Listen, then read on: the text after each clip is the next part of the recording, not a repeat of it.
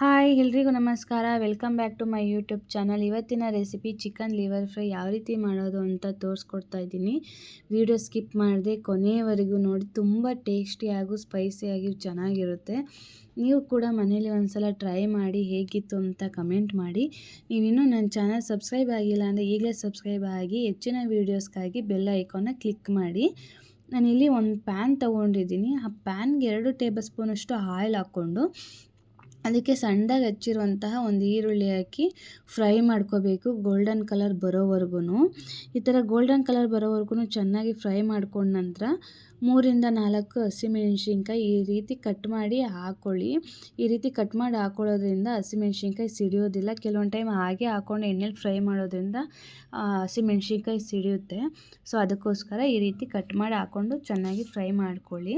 ನಂತರ ಅರ್ಧ ಹಿಡಿಯಷ್ಟು ಕೊತ್ತಂಬರಿ ಸೊಪ್ಪು, ಅರ್ಧ ಹಿಡಿಯಷ್ಟು ಪುದೀನ ಸೊಪ್ಪು ಹಾಕಿ ಸೊಪ್ಪಿನ ಹಸಿ ವಾಸನೆ ಎಲ್ಲ ಹೋಗೋವರೆಗೂ ಚೆನ್ನಾಗಿ ಫ್ರೈ ಮಾಡ್ಕೊಳ್ಳಿ. ಈ ಥರ ಚೆನ್ನಾಗಿ ಫ್ರೈ ಆದ ನಂತರ ತಣ್ಣಗಾಗೋದಕ್ಕೆ ಅಂತ ಬಿಡಿ. ನಂತರ ಒಂದು ಬಾಣಲಿಗೆ 2 ಟೇಬಲ್ ಸ್ಪೂನ್ 2-3 ಟೇಬಲ್ ಸ್ಪೂನಷ್ಟು ಆಯಿಲ್ ಹಾಕಿ ಸಣ್ಣದಾಗಿ ಹಚ್ಚಿರುವಂತಹ ಅರ್ಧ ಈರುಳ್ಳಿ ಹಾಕಿ ಫ್ರೈ ಮಾಡಿ. ನಾನು ಆಲ್ರೆಡಿ ಒಂದು ಈರುಳ್ಳಿ ತೊಗೊಂಡಿರೋದ್ರಿಂದ ಅರ್ಧ ಈರುಳ್ಳಿ ಹಾಕಿ ಚೆನ್ನಾಗಿ ಫ್ರೈ ಮಾಡ್ಕೊಳ್ತೀನಿ. ಚೆನ್ನಾಗಿ ಗೋಲ್ಡನ್ ಕಲರ್ ಬರೋವರೆಗೂ ಫ್ರೈ ಮಾಡ್ಕೊಳ್ಳಿ. ನಂತರ 3-4 ಹಸಿಮೆಣ್ಸಿನ್ಕಾಯಿ ಹಾಕಿ ಹುರ್ಕೋಬೇಕು. ಇದು ಚೆನ್ನಾಗಿ ಹುರ್ಕೊಂಡ ನಂತರ ನಾವು ಸಣ್ಣದಾಗಿ ಹಚ್ಚಿರುವಂತಹ ಒಂದು ಟೊಮೊಟೊ ಹಾಕಿ ಫ್ರೈ ಮಾಡಿ. ಟೊಮೊಟೊ ಯಾವಾಗಲೂ ಅಷ್ಟೇ ಆಯಿಲ್ ಬಿಡೋವರೆಗೂ ಚೆನ್ನಾಗಿ ಫ್ರೈ ಮಾಡ್ಕೊಳ್ಳಿ. ಅದರಲ್ಲಿ ಇರುವಂತಹ ನೀರಿನಾಂಶ ಎಲ್ಲ ಹೋಗಬೇಕು ಟೊಮೊಟೊದಲ್ಲಿ, ಆಗ ಟೇಸ್ಟ್ ಕೂಡ ಚೆನ್ನಾಗಿ ಬರುತ್ತೆ. ಈ ಥರ ಚೆನ್ನಾಗಿ ನೀರೆಲ್ಲ ಹೋಗೋವರೆಗೂ ಫ್ರೈ ಮಾಡ್ಕೊಳ್ಳಿ. ಆಯಿಲೆಲ್ಲ ಚೆನ್ನಾಗಿ ಬಿಟ್ಕೊಳ್ಳುತ್ತೆ. ನಂತರ 1.5 ಟೇಬಲ್ ಸ್ಪೂನಷ್ಟು ಶುಂಠಿ ಬೆಳ್ಳುಳ್ಳಿ ಪೇಸ್ಟ್ ಹಾಕಿ ಹಸಿ ವಾಸನೆ ಹೋಗೋವರೆಗೂ ಫ್ರೈ ಮಾಡ್ಕೊಳ್ಳಿ. ನಾವು ಯಾವತ್ತೇ ಆದರೂ ಅಷ್ಟೇ ಶುಂಠಿ ಬೆಳ್ಳುಳ್ಳಿ ಪೇಸ್ಟ್ ಹಾಕಿದಾಗ ಚೆನ್ನಾಗಿ ಫ್ರೈ ಮಾಡ್ಕೋಬೇಕು. ನಾವು ಯಾವಾಗ ಶುಂಠಿ ಬೆಳ್ಳುಳ್ಳಿ ಪೇಸ್ಟು ಹಸಿ ವಾಸನೆ ಹೋಗೋವರೆಗೂ ಫ್ರೈ ಮಾಡ್ಕೋತೀವೋ ಆಗ ಫ್ಲೇವರ್ ಕೂಡ ಚೆನ್ನಾಗಿ ಬರ್ತಾ ಇರುತ್ತೆ. ನೀವು ಬೇಕಿದ್ರೆ ಅಬ್ಸರ್ವ್ ಮಾಡ್ಬೋದು. ಈ ಥರ ಫ್ರೈ ಆದ ನಂತರ ಅರ್ಧ ಟೇಬಲ್ ಸ್ಪೂನಷ್ಟು ಅರಿಶಿಣದ ಪುಡಿ ಹಾಕಿ ಚೆನ್ನಾಗಿ ಮಿಕ್ಸ್ ಮಾಡ್ಕೋಬೇಕು. ಅರಿಶಿಣದ ಪುಡಿ ನಾವು ಯಾವಾಗಲೂ ಯೂಸ್ ಮಾಡ್ತಿರ್ತೀವಿ, ಕೆಲವೊಂದು ಟೈಮ್ ಹೆಲ್ತ್ಗೂ ಕೂಡ ಒಳ್ಳೆಯದು. ಸೊ ಅದಕ್ಕೋಸ್ಕರ ಅರ್ಧ ಟೇಬಲ್ ಸ್ಪೂನಷ್ಟು ಅರಿಶಿಣದ ಪುಡಿ ಹಾಕಿ ಈ ರೀತಿ ಚೆನ್ನಾಗಿ ಮಿಕ್ಸ್ ಮಾಡ್ಕೋಬೇಕು. ಈ ಥರ ಮಿಕ್ಸ್ ಮಾಡ್ಕೊಂಡ ನಂತರ ಸ್ವಲ್ಪ ಮೆಂತ್ಯ ಸೊಪ್ಪು ಮತ್ತು ಸಬ್ಬಕ್ಕಿ ಸೊಪ್ಪು ತೊಗೊಂಡಿದ್ದೀನಿ. ಏಕೆಂದರೆ ಇದು ಹೆಲ್ತ್ಗೂ ಕೂಡ ಒಳ್ಳೆಯದು. ಲಿವರ್ ಫ್ರೈ ಮಾಡಬೇಕಾದ್ರೆ ಈ ಥರ ಟ್ರೈ ಮಾಡಿ ನೋಡಿ ನೀವು ಕೂಡ ಒಂದ್ಸರಿ. ಟೇಸ್ಟು ತುಂಬ ಚೆನ್ನಾಗಿ ಬರುತ್ತೆ.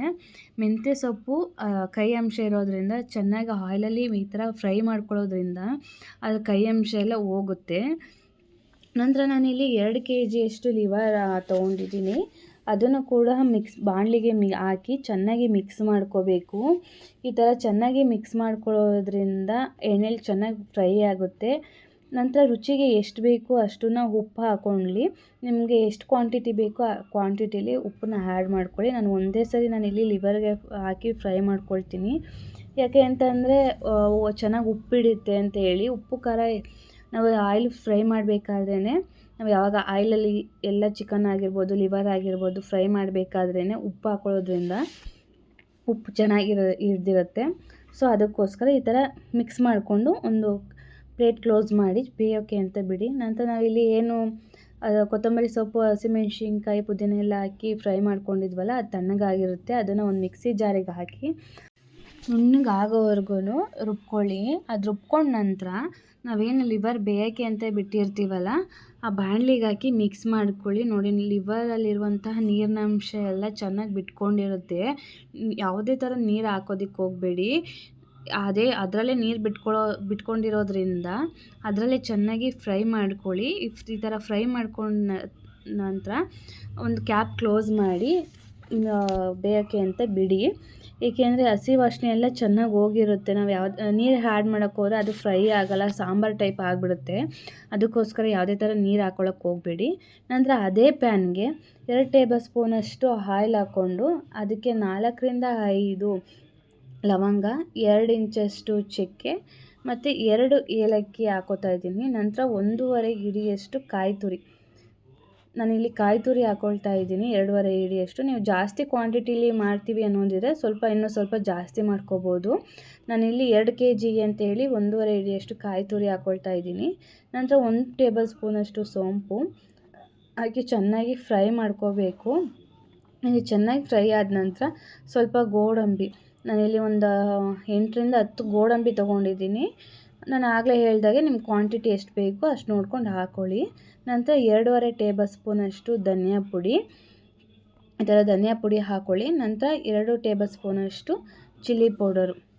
ಖಾರ ಜಾಸ್ತಿ ಬೇಕು ಅಂತಲೇ ಬೇಕಿದ್ರೆ ಜಾಸ್ತಿ ತೊಗೋಬೋದು, ಇಲ್ಲ ಅಂತಲೇ ಮೆಣಸು ಸ್ವಲ್ಪ ಆ್ಯಡ್ ಮಾಡ್ಕೋಬೋದು. ಹಾಕ್ಕೊಂಡು ಚೆನ್ನಾಗಿ ಮಿಕ್ಸ್ ಮಾಡ್ಕೊಳ್ಳಿ. ನಂತರ 1 ಟೊಮೊಟೊ ಹಾಕಿ, ನಾನಿಲ್ಲಿ ಟೊಮೊಟೊ ಫ್ರೈ ಮಾಡ್ಕೊಳ್ತಿಲ್ಲ, ಹಾಗೆ ಹಾಕೋತಾ ಇದ್ದೀನಿ. ಏಕೆಂದರೆ ಚೆನ್ನಾಗಿ ಫ್ರೈ ಮಾಡೋದ್ರಿಂದ ಅದರಲ್ಲೇ ನೀರೆಲ್ಲ ಬಿಟ್ಕೊಂಡು ಚೆನ್ನಾಗಿ ಮಿಕ್ಸ್ ಆಗುತ್ತೆ, ಮಸಾಲೆ ಕೂಡ ಚೆನ್ನಾಗಿ ಹಿಡಿಯುತ್ತೆ ಅಂತ ಹೇಳಿ 1 ಟೊಮೊಟೊ ಹಾಕಿ ಲಾಸ್ಟಲ್ಲಿ ರುಬ್ಕೋಬೇಕಾದ್ರೆ ಅರ್ಧ ಟೇಬಲ್ ಸ್ಪೂನಷ್ಟು ಗಸಗಸೆ ಹಾಕಿ ನುಣ್ಣಗೆ ರುಬ್ಕೊಳ್ಳಿ. ರುಬ್ಕೊಂಡಿರೋಂತಹ ಮಸಾಲೆನ ಲಿವರ್ಗೆ ಹಾಕಿ ಚೆನ್ನಾಗಿ ಫ್ರೈ ಮಾಡಿ ಈ ಥರ ಮಿಕ್ಸ್ ಮಾಡಿ ಚೆನ್ನಾಗಿ ಒಂದು 15 ನಿಮಿಷ ಲೋ ಫ್ಲೇಮಲ್ಲಿ ಬೇಯೋಕೆ ಬಿಡಿ. ಬೇಯೋಕೆ ಬಿಟ್ಟ ನಂತರ ಅದರಲ್ಲಿ ಏನಿರುತ್ತಲ್ಲ ಆಯಿಲ್ ಅಂಶ ಅದೆಲ್ಲ ಚೆನ್ನಾಗಿ ಬಿಟ್ಕೋಬೇಕು. ನಾವು ಯಾವುದೇ ಒಂದು ಮಸಾಲೆ ಹಾಕಿದ್ರೂ ಆಯಿಲ್ ಎಲ್ಲ ಬಿಟ್ಕೊಂಡ್ರೆ ಮಸಾಲೆ ಚೆನ್ನಾಗಿ ಬೆಂದಿದೆ ಅಂತ.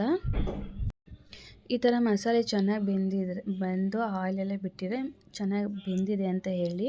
ನೆಕ್ಸ್ಟ್ ನೀವು ಈ ಥರ ಪ್ಲೇಟಿಗೆ ಸರ್ವ್ ಮಾಡಿ ಚಪಾತಿ ಹಾಗೂ ದೋಸೆ ಅನ್ನದ ಜೊತೆ ಸರ್ವ್ ಮಾಡಿ ತಿನ್ನಿ, ರುಚಿಯಾಗಿ ಚೆನ್ನಾಗಿರುತ್ತೆ.